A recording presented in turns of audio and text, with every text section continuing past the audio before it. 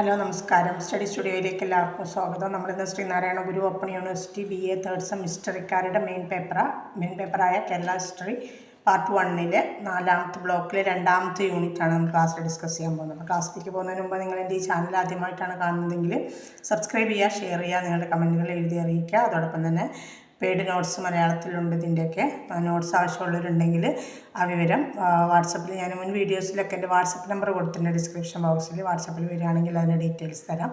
പിന്നെ അസൈൻമെൻറ്റ്സ് ഉണ്ട്, ഇംഗ്ലീഷിൽ പ്രൊവൈഡ് ചെയ്യുന്നുണ്ട്, പെയ്ഡാണ് അതും.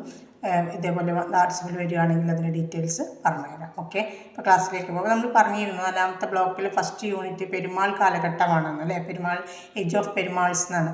അപ്പോൾ ആ പെരുമാൾ കാലഘട്ടത്തിൻ്റെ ഒരു തുടർച്ചയാണ് ഈ 4ാമത്തെ ബ്ലോക്കിലുടനീളം നമ്മൾ കാണാം. അപ്പോൾ അതിൽ 2ാമത്തെ യൂണിറ്റ് എന്ന് പറയുന്നത് സോഴ്സ് മെറ്റീരിയൽസ് ആണ്. അപ്പോൾ ഈ പെരുമാൾ ഭരണകൂടത്തെക്കുറിച്ച് നമുക്ക് വിവരങ്ങൾ നൽകുന്ന സോഴ്സുകൾ, ഉപാധികൾ, ഉറവിടങ്ങൾ, സ്രോതസ്സുകൾ എന്തൊക്കെയാണെന്നുള്ളതാണ് ഇതിൽ പറയുന്ന പ്രധാന കാര്യങ്ങൾ. അപ്പോൾ ഇതിൽ നമ്മളോട് ചോദിക്കാൻ സാധ്യതയുള്ള മേഖലകൾ എടുത്താൽ കേരള ചരിത്ര പഠനത്തിന് ശിലാലിഖിത തെളിവുകളുടെ സംഭാവനകൾ ചോദിക്കും നമ്മളോട്.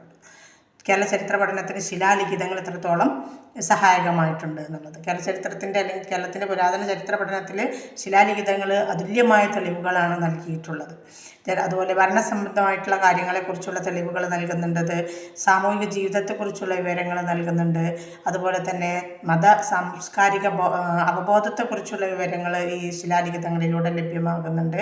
ഭാഷാ വികാസത്തിൻ്റെ തെളിവുകളും നമുക്ക് ശിലാലിഖിതങ്ങളിലൂടെ ലഭ്യമാകുന്നുണ്ട്. ഇനിയിപ്പോൾ അതിലൊക്കെ എന്തൊക്കെയാണ് നമുക്ക് അതിൽ നിന്ന് കിട്ടുന്നത് എന്നുള്ളതാണ്. ഭരണ സംവിധാനത്തിനെ കുറിച്ചുള്ള വിവരങ്ങൾ എന്ന് പറയുമ്പോൾ ശിലാലിഖിതങ്ങൾ കൊടുങ്ങല്ലൂരിൽ ചേരമാൻ പെരുമാൾ മുതൽ ഇങ്ങോട്ട് വേമ്പനാട് രാജാക്കന്മാരുടെ ഭരണത്തെ പറ്റിയുള്ള വിവരങ്ങളെല്ലാം നമുക്ക് ഇതിൽ നിന്ന് ലഭ്യമാകുന്നുണ്ട്, ഈ ശിലാലിഖിതങ്ങളിൽ നിന്ന് ലഭിക്കുന്നുണ്ട്. അങ്ങനെയുള്ള രാജാക്കന്മാരുടെ ആധികാരികതയും അവരുടെ ഭരണഭാരവും ഒക്കെ എന്തായിരുന്നു എന്നുള്ളതിൻ്റെ കൂടി കാര്യങ്ങൾ നമുക്ക് മനസ്സിലാക്കാൻ കഴിയും ഇതിലൂടെ, ശിലാലിഖിതങ്ങളിലൂടെ കേട്ടോ.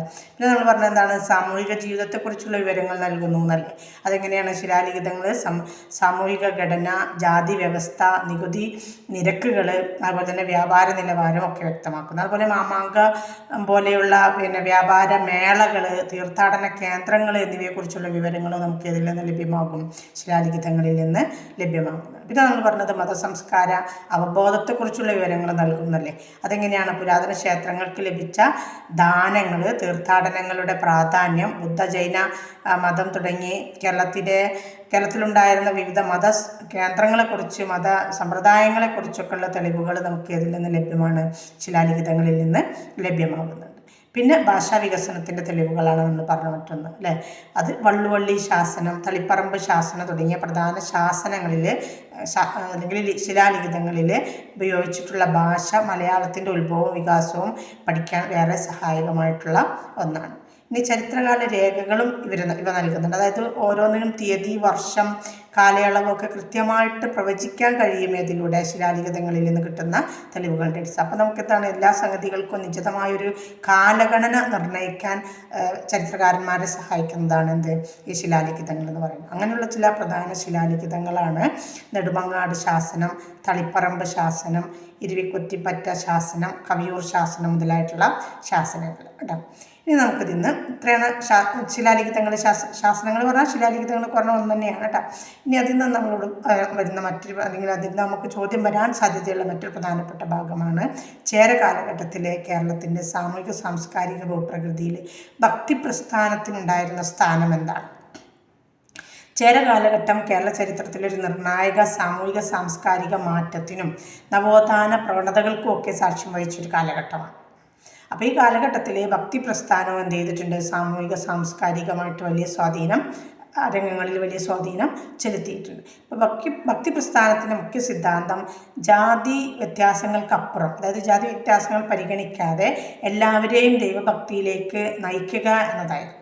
ഈ കാലഘട്ടത്തിലെ ക്ഷേത്രങ്ങൾ സമൂഹത്തിൻ്റെ കേന്ദ്രങ്ങളായിട്ട് മാറി. അതുകൊണ്ട് തന്നെ ക്ഷേത്രങ്ങളെ ചുറ്റിപ്പറ്റി കലയും സംഗീതവും ഒക്കെ സാഹിത്യമൊക്കെ വികസിച്ചു.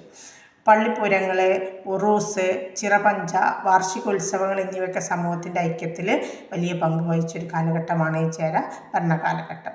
നമ്പൂതിരിമാരുടെയും ശൈവ വൈഷ്ണവ ഭക്തരുടെയും ഒക്കെ സഹായത്തോടെ ദേവതകൾക്ക് സമർപ്പിച്ചിരുന്ന കാവ്യ രചനകൾ വികസിച്ചു.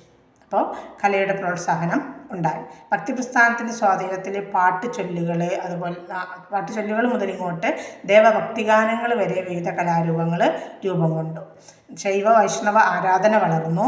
അതുപോലെ തന്നെ തെയ്യങ്ങൾ, കാവടികൾ, തുലാഭാരം തുടങ്ങിയ സംസ്കാരപരമായ ചടങ്ങുകൾ കൂടുതൽ ജനപ്രിയമായി. അതായത് കൂടുതൽ ആളുകളുടെ ഇടയിലേക്ക് അവ എത്താൻ തുടങ്ങി. ഭക്തിപ്രസ്ഥാനം സ്ത്രീകളെയും സമത്വചിന്തയിലേക്ക് ഉയർത്തിക്കൊണ്ടുവന്നു. സ്ത്രീകളുടെ ഭാഗികമായ മതസാംസ്കാരിക സ്വാതന്ത്ര്യവും ഈ കാലഘട്ടത്തിൽ കാണാൻ സാധ്യമായിരുന്നു. ഏത് കാലഘട്ടത്തിൽ? ഭരണാധികാരികളുടെ കാലഘട്ടത്തിൽ. അതുപോലെ തന്നെ ഭക്തിപ്രസ്ഥാനം കേരളത്തിൽ സാമൂഹിക ഐക്യവും അതുപോലെ തന്നെ മതമാനവിക മൂല്യങ്ങളുടെ വളർച്ചയും കലാസാഹിത്യത്തിൻ്റെ വികസനവും ക്ഷേത്ര സംസ്കാരത്തിൻ്റെ ഉന്നതിയും കൊണ്ടുവന്നു എന്നാണ് നമ്മൾ ഈ പറഞ്ഞതിൽ നിന്നൊക്കെ മനസ്സിലാക്കുന്നത്. അങ്ങനെ ജാതി വ്യവസ്ഥയ്ക്ക് അതീതമായി, അല്ലെങ്കിൽ ജാതി വ്യവസ്ഥയ്ക്ക് എതിരായിട്ട് തന്നെ പറയാം, ഒരു പ്രകാശരേഖയായിട്ടാണ് എന്ത് നിലനിന്നിരുന്നത്? ഭരണ കാലഘട്ടത്തിൽ ഭക്തിപ്രസ്ഥാനം നിലനിന്നിരുന്നത്. അപ്പോൾ ഭക്തിപ്രസ്ഥാനവുമായി ബന്ധപ്പെട്ടുകൊണ്ട് നമ്മളോട് ചോദിക്കുന്നത് എന്താണ്? ശൈവ വൈഷ്ണവ പാരമ്പര്യങ്ങൾ കേരളത്തിൽ എങ്ങനെയാണ് നിലനിന്നിരുന്നത് എന്നുള്ളതാണ്. അപ്പോൾ നമുക്ക് ആദ്യം ശൈവ പാരമ്പര്യം നോക്കാം. ശൈവ പാരമ്പര്യം എന്ന് പറഞ്ഞാൽ ശിവഭക്തരാണ് അല്ലേ. പിന്നെ അവരുടെ പ്രകടനം ക്ഷേത്രങ്ങളാണ് പ്രധാനമായിട്ടും. അപ്പോൾ ശിവക്ഷേത്രങ്ങൾ കേരളത്തിൻ്റെ വിവിധ ഭാഗങ്ങളിൽ ഈ ശൈവഭക്തരുടെ വരവോട് കൂടിയിട്ട് വിവിധ ഭാഗങ്ങളിലായിട്ട് ധാരാളം ശിവക്ഷേത്രങ്ങൾ കേരളത്തിൽ നിർമ്മിക്കപ്പെട്ടു.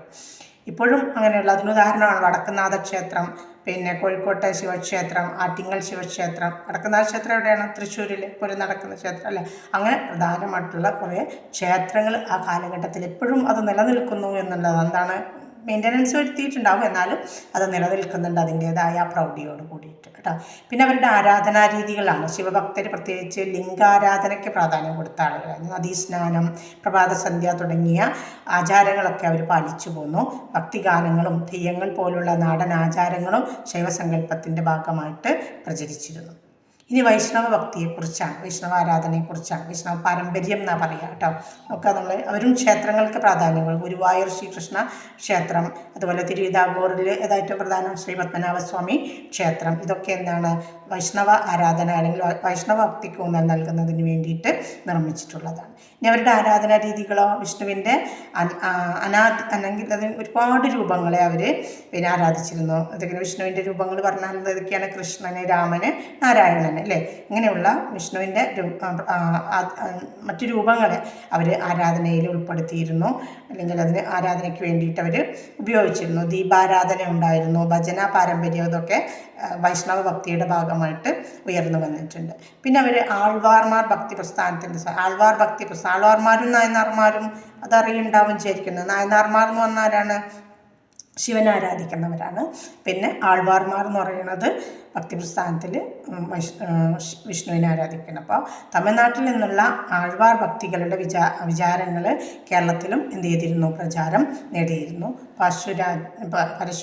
പശുരങ്ങൾ എന്ന പേരിലുള്ള ഒരു ഭക്തിഗാന രൂപത്തിലൂടെയാണ് അതിന് പ്രധാനമായിട്ട് പ്രചാരം ലഭിച്ചിരുന്നത്. പിന്നെ കലാരൂപങ്ങൾ കഥകളി, ഓട്ടൻതുള്ളൽ, കാവടിപ്പാട്ട് എന്ന് പറയും തുടങ്ങിയ കലാരൂപങ്ങൾ വൈഷ്ണവ കഥാപ്രസംഗങ്ങൾ മുഖ്യമായിട്ടും പ്രത്യക്ഷപ്പെട്ടിരുന്നു.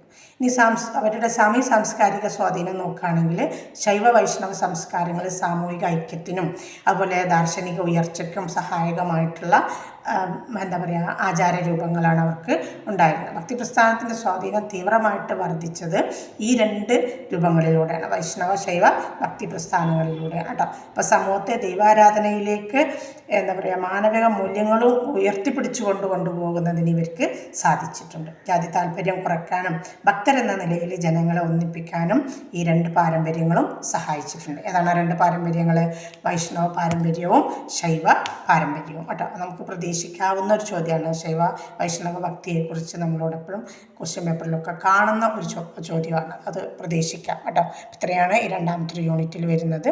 അടുത്തൊരു യൂണിറ്റുമായിട്ട് നമുക്ക് അടുത്തൊരു വീഡിയോയിൽ കാണാം. Okay, thanks.